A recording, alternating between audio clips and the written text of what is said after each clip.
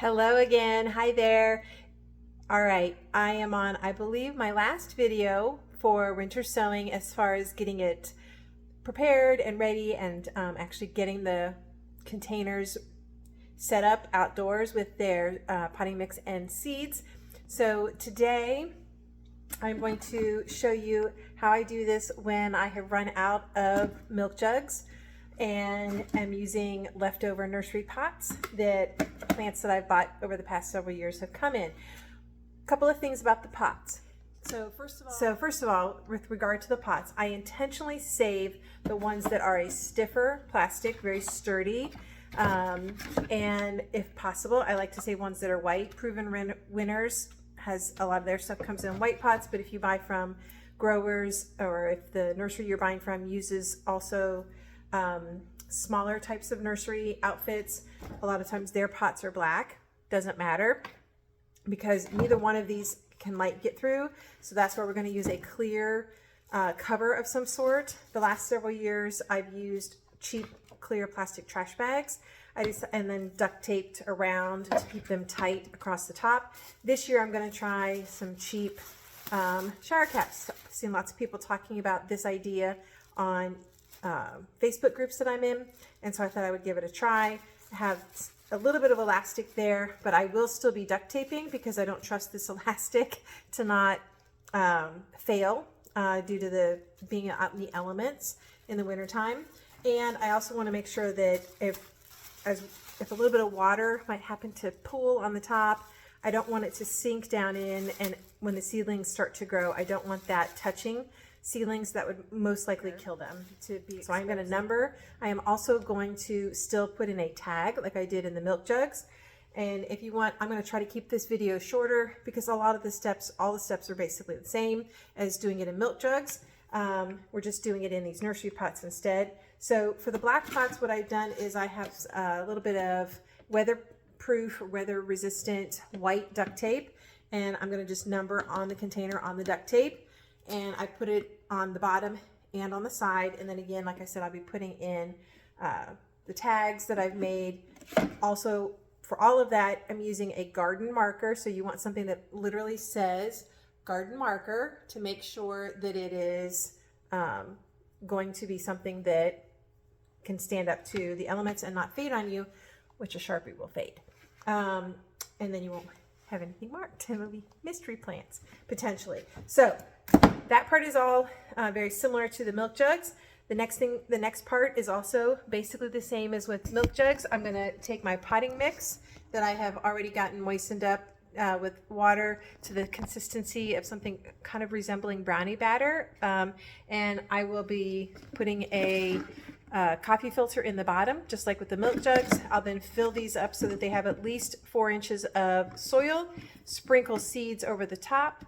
If any of the seeds I'm doing need to be down a little bit deeper than surface sowing, I will make sure that I take care of that also. And then put the covers on top, stick them outside. So I'm going to get a few of these marked up with numbers and put some soil in them or some potting mix, and then I'll come back just to show you the kind of finishing off with the shower cups. All right, I have everything labeled, numbered. I went ahead and just to see on these black pots, I went ahead and wrote somewhere on the pot with my marker because it looked like maybe I would still be able to see it. Of course, now I can't find it. So we'll see if that's still there, if the tape for some reason falls off. I did try to mark that on there. Now, I am still going for at least 4 inches of soil, but let me see if I can get my camera so I can show you here. I'm also, because these are not see-through, I'm actually going a little deeper because I want to get it closer to the top of the can.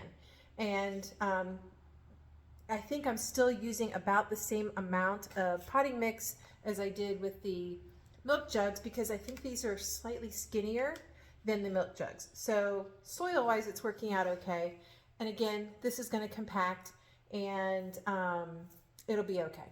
So now I'm ready to put my seeds, and I don't remember if I mentioned this in the other videos, but winter sowing is particularly beneficial of a process to use if you have things that require what's called cold stratification. Cold stratification is something that some seeds need. It's basically where the seed goes through the process of like freezing, thawing, that if it was happening in nature, the plant, after it's done going through its life cycle, the seed head would form. The seeds, when they were fully matured and dried out, would fall off or get eaten by birds and then pooped out somewhere. And the seed would fall to the ground, and over the course of the winter would go through several cycles of freezing, thawing, the ground that it's sitting on, opening and closing, kind of, and contracting and expanding.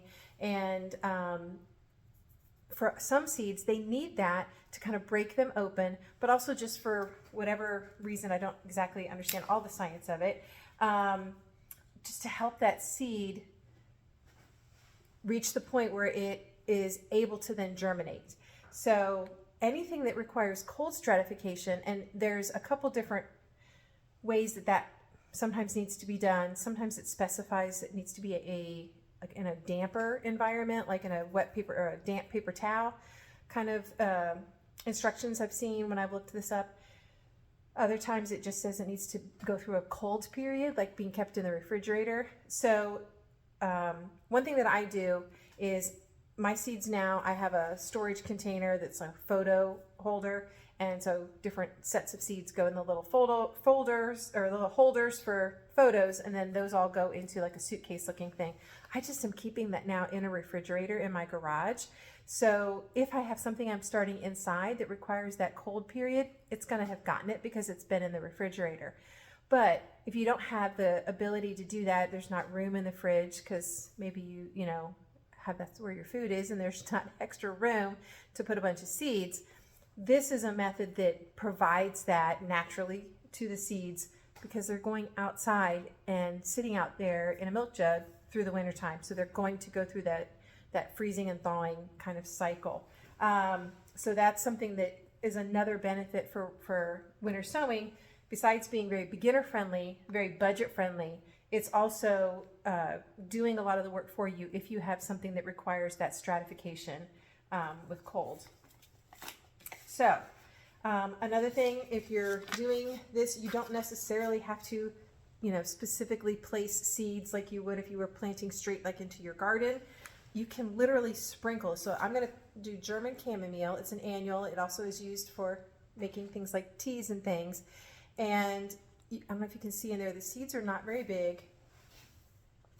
Let me put a few on my hand here for you and see if I can get the camera to focus on that. So they are really tiny. So there's no way I'm going to place these seeds individually on this potting mix. So I'm literally going to take the packet, and this packet has quite a few seeds, and it says 2,000. So you can see they are really small. If that little collection right there is close to 2,000 seeds. And I'm going to just sprinkle them across the surface of the potting mix in here, and then I'll gently tamp it down.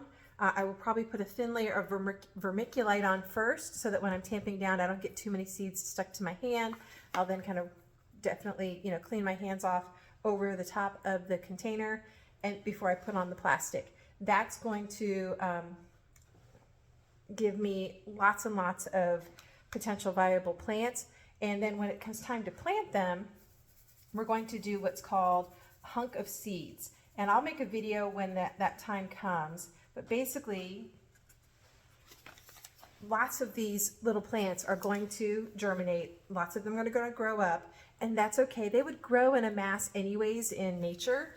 And so when it comes time to plant them, I'm going to pop this out of the pot, and I'm going to take some, probably my gardening, like I have a big knife kind of thing, and I'm going to cut this into chunks, and we'll just plant the chunks out into the landscape bed or wherever it is that I'm planting them. And they'll do just fine. That won't bother them. Yes, might a few of the little baby plants where I have cut into the bunch of dirt potting mix. Might I kill a few plants, but guys, I just planted 2,000 seeds. We'll be okay if we lose a few from the hunk of seeds planting method. So that's it. I have sprinkled the seeds over the top. I put a little layer of vermiculite, partly to help me tap this down and make sure all the seeds have good contact with the potting mix, and not get the seeds all over my hand. But then I've also done like this to make sure anything goes in there. That little bit of vermiculite will not negatively affect anything. So in fact, it might help keep algae from growing on there too quickly. Now I'm going to take the shower cap. I'm going to put the shower cap over the top.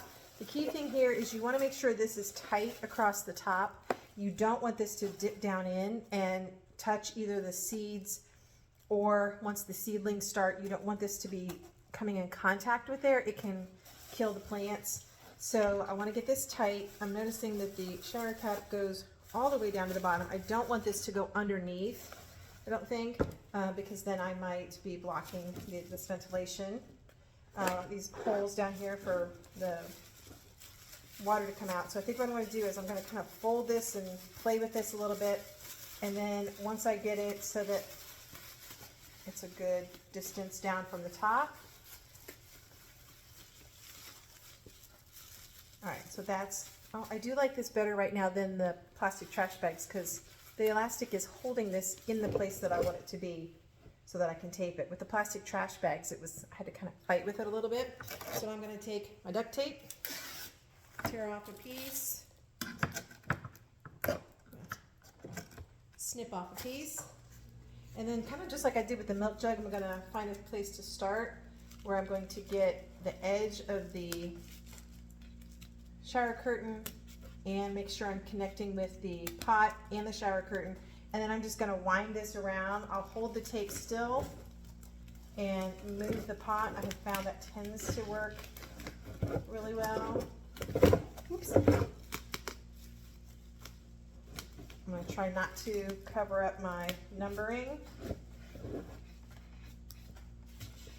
I'm going to get that. Now with these, I take a little more time to make sure that my taping is good and that this isn't going to like pull. So I'll probably put another strip of tape around here to keep this from dipping down in. And then I'm going to poke a bunch of holes. So let me get that done. I'll speed this up.